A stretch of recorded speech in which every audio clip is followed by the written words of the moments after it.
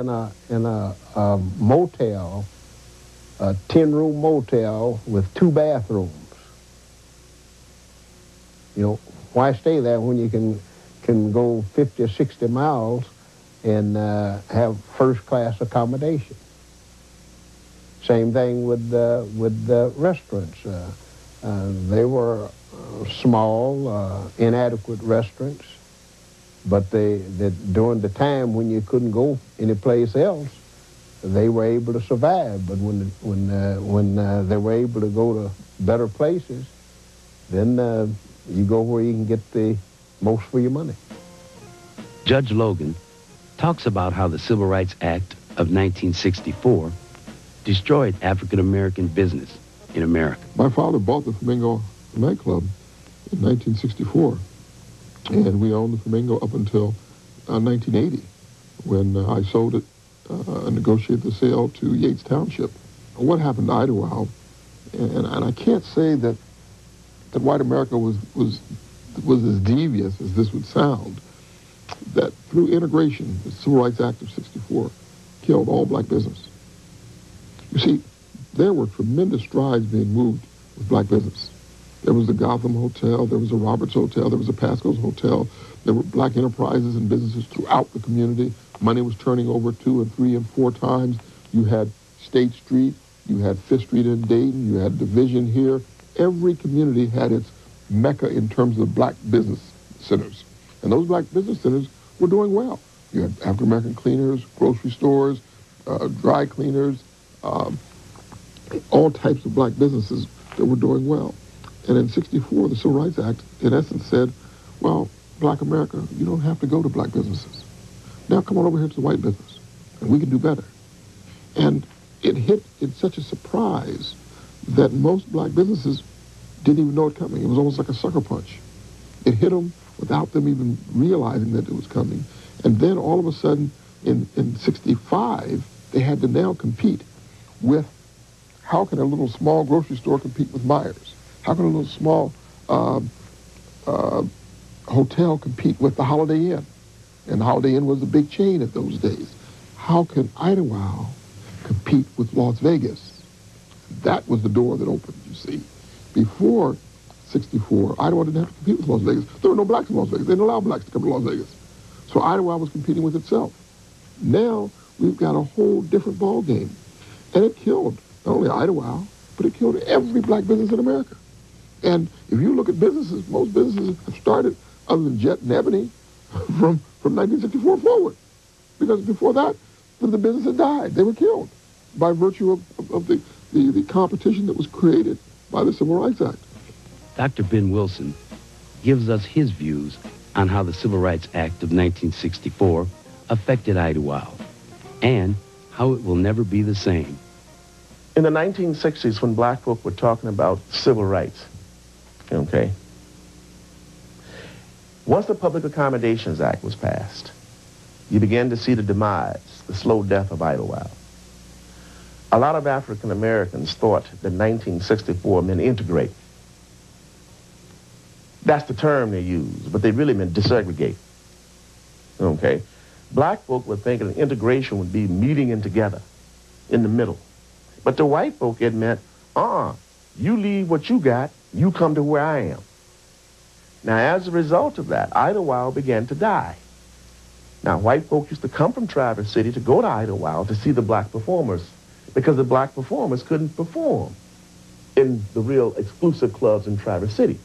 But after 1964 and the Public Accommodation Acts, those exclusive clubs now told black musicians, hey, you can perform here. Okay? But the rest of y'all ain't performers. We just want Jackie Wilson up here. We just want Aretha here. We just want Della Reese to perform.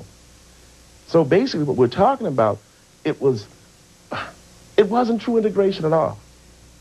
So as a result of black folk thinking of the integration, but in actuality it was desegregation, black folks stopped going to Idlewild because the black performers began to go to those places that their forebears once upon a time were barred from.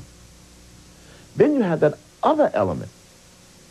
That's the element which really is the residual effects of mental slavery on black folk. A lot of black folk believe that if there was a resort that was white-owned, it certainly was better than ours, which we started as black. And so they began to desert Idlewild and go to places like the Fountain Blue in Miami. Now, as a kid growing up in the southern tip of Florida, Fort Lauderdale, going to Miami Beach was like crossing, leaving the homelands, going into Soweto, going into Johannesburg. By that I mean, at a certain time at night in Miami, they would pull up the drawbridges. So you couldn't get to Miami Beach. In addition to it, if you were black on Miami Beach, you had to have some kind of security badge as an indicator that you worked in one of the hotels, the Rec Bar, the Fountain Blue, or whatever. Now, I figure if you discriminate against my grandmother and my mother, and then 1964 comes along, the Civil Rights Act, and then you tell me I'm welcome to come, I'm going to tell you, you crazy, because my sense of history is still there. If you burn my grandmother, burn my mother, nowhere in the world I'm going to give you an opportunity to burn me. But to African Americans, they felt that now that we can go to the Caesar's Palace, it's white on, let's leave Idlewild and go to these white places. Now you begin to see people coming back to Idlewild, primarily as a result of 1968. In 1968, you begin to see a new creature being born. This old creature used to be a Negro, but this new creature in 1968 became black. And that individual began to glamorize that which his forebears, who were black, started. He began, or she began, to look at the history behind the thing. And you slowly began to see a trickle of people coming back to Idlewild. But granted, Idlewild would never be what it was from the 20s to 1960s. Nothing would ever be the same.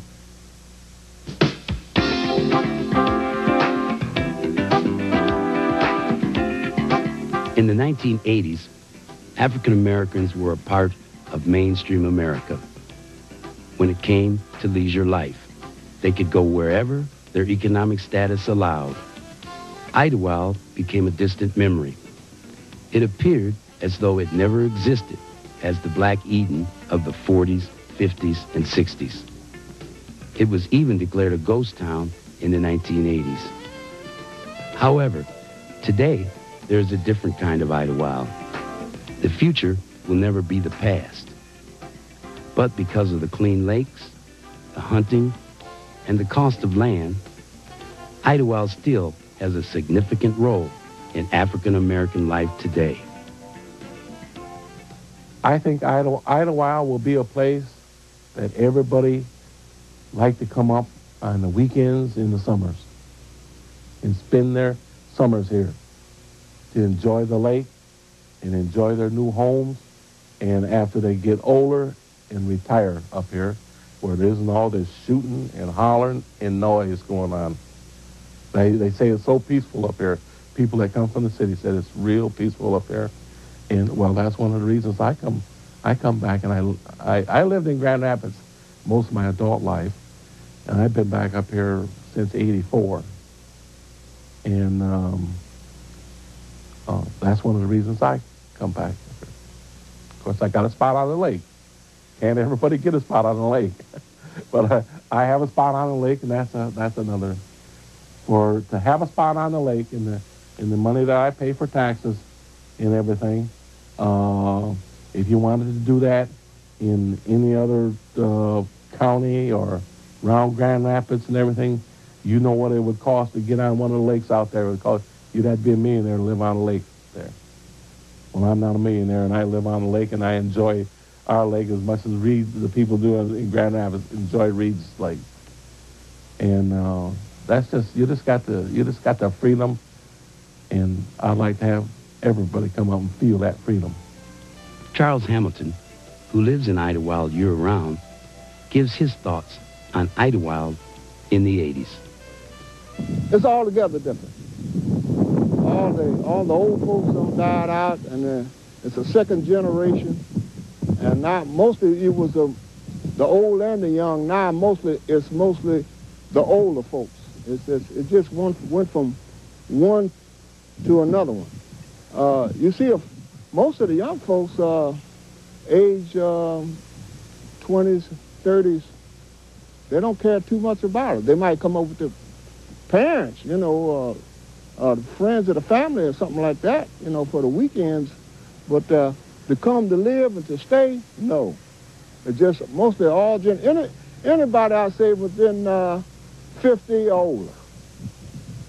The people that have a vested interest in Idlewild today have a vision for the future and what Idlewild can be. I would like to attract some people of magnitude who are that are able. We need some finances. We need some money. I'd like to attract some of the I've been talking a little bit to Oprah Winfrey. We need some people like that who are able to spread the message.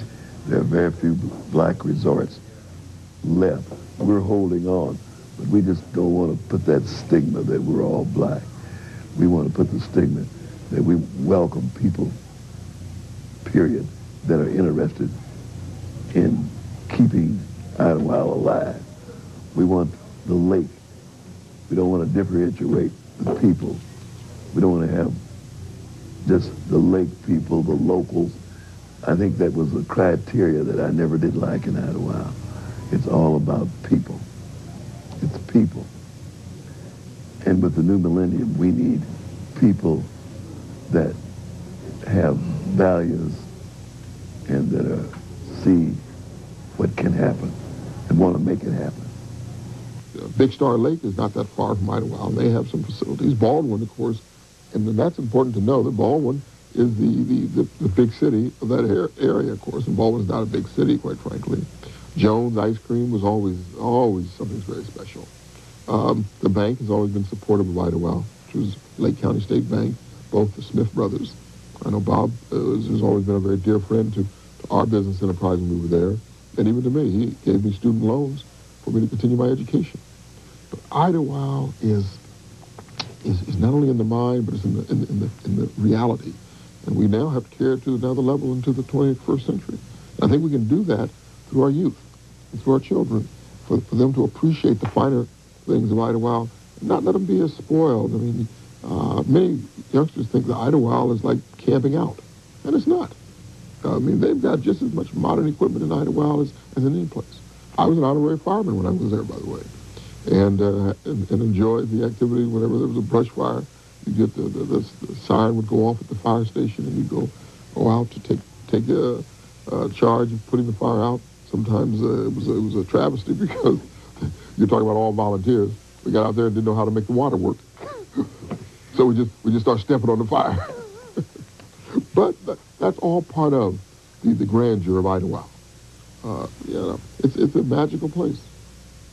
Well, it plays a vital role, not only in Michigan's black history, but in the history of all of the black experience in America because of the pop culturists who perform there. And everybody knows, I hope everybody knows, maybe I'm the only one who feel this way, that when you think of pop culture, American popular culture, it's basically African American. Okay? So if you are a pop culturist and you realize that Idlewild was like a vital stopping point. I mean, Idlewild, Apollo, the Savoy, the clubs in Chicago, then Idlewild. These are the places that young entertainers would perform at.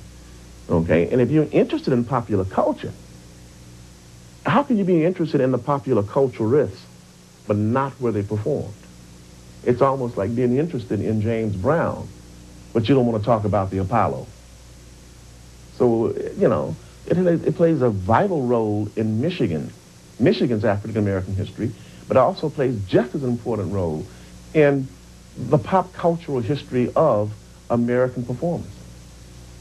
Well, it meant that you could meet, have friends, and always part as friends. Come as friends, part as friends. Because as I told you, nobody ever had a fight. They had arguments, and usually about nothing. Idlewild is back.